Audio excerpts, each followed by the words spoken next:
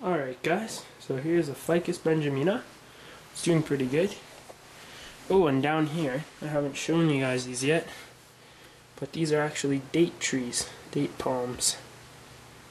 So here's one, the largest. Here's another. Here's another.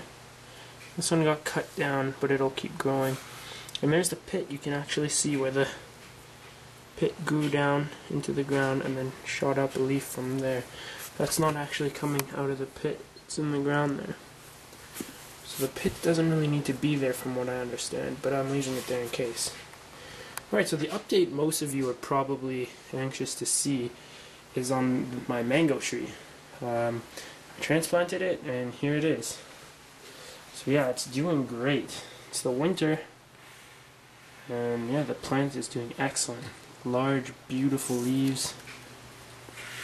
It doesn't grow too quick or too fast, but I mean, there's new growth coming, as you can see, on both sides.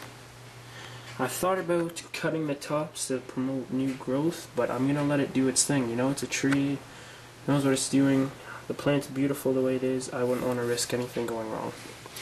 But that being said, the fact it's a tree, it has quite an extensive root system, as I mentioned before, and thus, yeah, it has a pretty deep pot, and those roots actually do go down to like there. So, yeah, it's doing great, and I thought it would appreciate some more room. Up here, I have one locality or species of umbrella tree. It's doing good as well. Another umbrella tree here. Well, this is one of my favorite plants. Actually, for you Canadians out there, I bought this one at Belgian Nursery. And it was probably like that tall when I got it. So it's grown a lot in a year. Not to mention a lot of its leaves died back. So yeah, it grew. It made a nice comeback and grew good. These guys are actually amazing out in the summer if you keep them outside. There's my deck right now. And I used to keep it over beside those pots, if you might recall.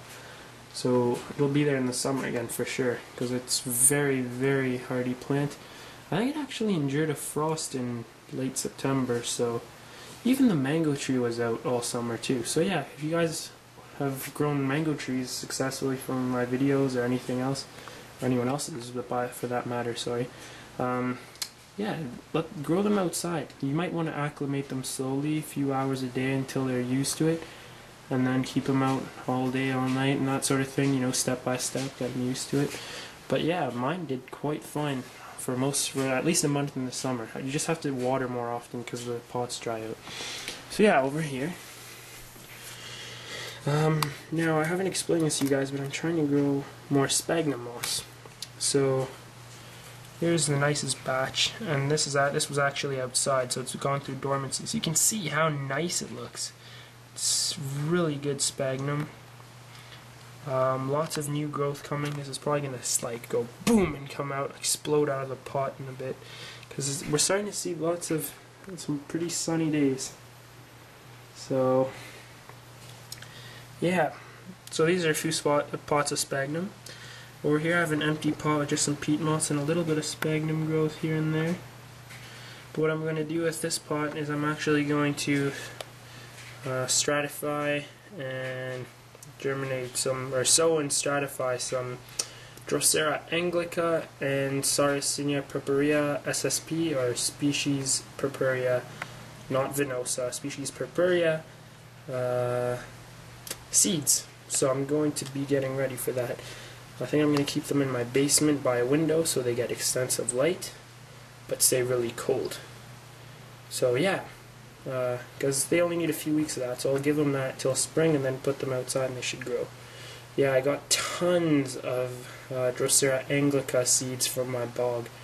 My plants gave me quite a few. I probably have like 200 Drosera anglica, or sorry, Drosera anglica. Intermedia is a cross between rotundifolia and anglica, I believe. If it isn't, then I have the actual species, because the hybrid is sterile and it can only reproduce by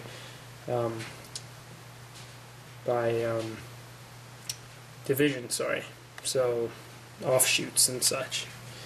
Over here I divided a flower stalk from before and put them in rooting hormone and put them in a huge bin of sphagnum, which is starting to make a comeback. Sphagnum didn't look great, but it's growing now. There's a lot of star moss in there too.